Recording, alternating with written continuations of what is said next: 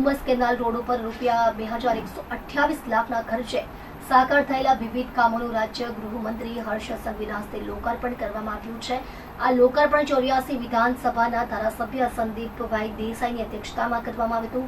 ડુમસ વિસ્તારમાં નવા રોડના લોકાર્પણ કાર્યક્રમ દરમિયાન ગૃહ રાજ્યમંત્રી હર્ષ સંઘવીએ ગાંધીધામ પોલીસે વ્યાજખોરો વિરુદ્ધ કરેલી કાર્યવાહીનો ઉલ્લેખ કરતા જણાવ્યું હતું કે ગુજરાત તો બરાબર, પણ દેશના ઇતિહાસમાં પહેલીવાર એવું થયું હશે કે વ્યાજખોરો વિરુદ્ધ ગુનો દાખલ થાય, ગુના પછી ગુજસીટો કરવામાં આવે, સાથે સાથે વ્યાજથી બનાવેલી પ્રોપર્ટી જપ્ત કરવામાં આવે અને આ જપ્ત કરાયેલી પ્રોપર્ટીને આવનારા દિવસોમાં હરાજી બોલાવીને રાજ્યના નાગરિકોના હિત માટે રૂપિયા વપરાય તે માટેની વ્યવસ્થા કરવામાં આવે।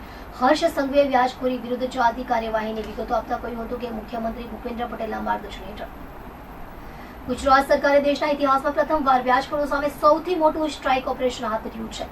અત્યાર સુધીમાં હજારો લોકો જે પોતાનું સોનું, ઘર કે માતાના મંગળસૂત્ર જેવી કિંમતી વસ્તુઓ ગીરવે રાખી દેવા મજબૂર બન્યા હતા, આવા નાગરિકોને ન્યાય મળ્યો છે અને તેમની મિલકત પાછી અપાવવા માટે રાજ્ય સરકારે મક્કમ પગલાં લીધા છે। તેમણે જણાવ્યું હતું કે ઘણા વ્યાજખોરોએ વ્યાજના ધંધાથી કમાઈને જે મિલકત ઊભી કરી છે એવી મિલકતોને પોલીસ દ્વારા જપ્ત કરવામાં આવી રહી છે।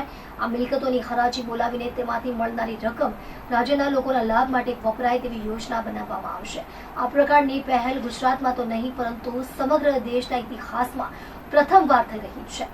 આ સાથે જ તેમણે કોઈ પણ યોગ્ય કારણ વગર હથિયાર લાયસન્સ મેળવી માત્ર પ્રભાવ બતાવવા કે સોશિયલ મીડિયા પર રીલ્સ અને વિડીયો દ્વારા વટ પાડવા માટે તેનો ઉપયોગ કરતા હોય તેવા લોકોના લાયસન્સ રદ કરવાની કાર્યવાહી રાજ્યભરમાં શરૂ કરી દેવાઈ હોવાનું પણ જણાવ્યું હતું। હર્ષ સંઘવીએ જણાવ્યું હતું કે રાજ્ય સરકારની હંમેશા એ નીતિ રહી છે કે કારણ વગર ગન લાયસન્સ રાખનાર અને તેનો દુરુપયોગ કરનાર સામે કડક કાર્યવાહી થાય। કેટલાક લોકો ફક્ત સોશિયલ મીડિયા પર પોતાની છબી ઊભી કરવા માટે રીલ્સ બનાવવા કે જાહેરમાં ગન લઈને ફરવા માટે ગન લાયસન્સ લે છે। આવા લોકોના લાયસન્સ હવે તંત્ર દ્વારા ચકાસવામાં આવી રહ્યા છે અને લાયસન્સ રદ કરવાની કાર્યવાહી ઝડપથી આગળ વધી રહી છે। ગૃહમંત્રી હર્ષ સંઘવીએ દેશની સેનાની તત્પરતા અને બહાદુરી અંગે પણ જણાવ્યું। આ નવા રસ્તાનો ઉપયોગ જરૂરથી કરજો। આપ જો કે કેટલો સરસ કુદરતી વાતાવરણ, કુદરતી સૌંદર્ય જોડે આ રસ્તા પરથી તમે તમારા પરિવારજનો જોડે ડુમસ સુધી પહોંચી શકશો। ડુમસનો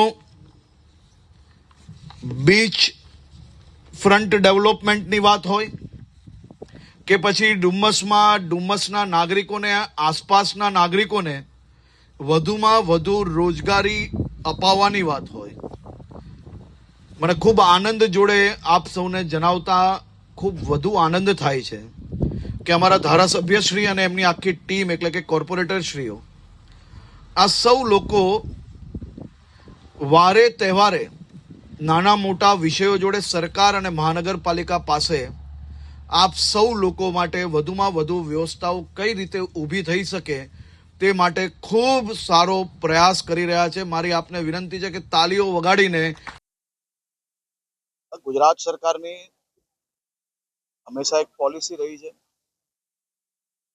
કે કારણ વગરના હથિયારના લાયસન્સો પર હંમેશાથી આપણે લોકોએ કંટ્રોલ રાખવામાં આવ્યો છે, પરંતુ કોઈ બી વ્યક્તિ જે કોઈ ગુનાઓમાં હોય, જે કોઈ બી પ્રકારે વિઝિબલ ગન લઈને ફરતા હોય અને કોઈ બી પ્રકારના વિડીયો બનાવવા, રીલ બનાવવી, આવા પ્રકારનો ઉપયોગ એને જો લાયસન્સના હથિયારનો કર્યો હોય તો એના લાયસન્સો રદ કરવાની પ્રક્રિયા આખા ગુજરાતભરમાં આપણે એક ચલાવી રહ્યા છે અને એ જ પ્રક્રિયા હેઠળ આ કામગીરી કરવામાં આવી છે અને આવનારા દિવસોમાં આખા રાજ્યમાં ચારેય દિશાઓમાં આ પ્રકારના લોકો પર કડકમાં કડક કાર્યવાહી કરીને સંપૂર્ણ લાયસન્સો વધુમાં વધુ રદ કરવા તે પ્રક્રિયામાં આપણે લોકો આગળ વધી રહ્યા છે। સર, પહેલી વખત કોઈ વ્યાજખોરની મિલકત જપ્ત કરવામાં આવી છે આખા રાજ્યમાં।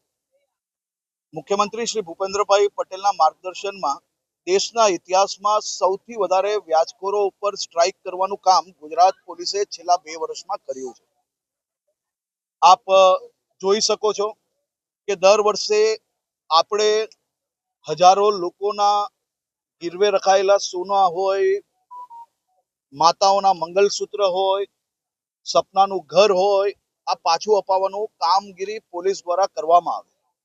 પરંતુ હું માનું છું ત્યાર સુધી ગુજરાત તો બરાબર છે કે ઇતિહાસમાં પહેલી વાર, પરંતુ દેશના ઇતિહાસમાં બી આ પહેલીવાર થયું હશે કે વ્યાજખોરો વિરુદ્ધ ગુનો દાખલ થાય, ગુના પછી ગુજસીટોક કરવામાં આવે, ગુજસીટોક જોડે જોડે વ્યાજની રકમથી બનાવેલી જે પ્રોપર્ટીઓ છે એ પ્રોપર્ટીઓને જપ્ત કરવામાં આવે અને આ જપ્ત કરાયેલી પ્રોપર્ટી એ આવનારા દિવસોમાં એની હરાજી બોલાવીને રાજ્યના નાગરિકોના હિતમાં એ રૂપિયા વપરાય તે માટેની વ્યવસ્થા કરવામાં આવે. આ દેશના ઇતિહાસમાં પહેલી ઘટના હશે જે ગાંધીધામ પોલીસ દ્વારા આ કેસ દાખલ કરવામાં આવ્યો છે. હું ગાંધીધામ પોલીસને ખૂબ ખૂબ અભિનંદન આપું છું. આ જ પ્રકારે વ્યાજખોરો વિરુદ્ધ આ પ્રક્રિયા ચાલુ છે અને આવનારા દિવસોમાં બી આ પ્રક્રિયા વધુ ઝડપથી ચાલશે. આજે જ આપ જોઈ શકો છો કે સુરતમાં અનેક લોકો પર વ્યાજખોરો વિરુદ્ધ કેસ તો દાખલ કરવામાં આવ્યા છે, પરંતુ કાલે કાર્યક્રમ દરમિયાન પોલીસ કમિશનર શ્રીએ જે ભોગ બનેલા હતા એવા લોકો ફરી ક્યાંય આવા વ્યાજના રૂપિયા લેવા ના જાય તે માટે સરકારની યોજના થકી અલગ અલગ લોન અપાવીને એ લોકોને કે પોતાના પગભર ઊભા થઈ શકે, પોતાનો વેપાર કરી શકે, નાની મોટી તકલીફ હોય તેમાં એ ઉપયોગ કરી શકે તેવી વ્યવસ્થાઓ કરવામાં આવી. એટલે કે આખા ગુજરાતમાં અમે આ દિશામાં કામગીરી આગળ વધારી.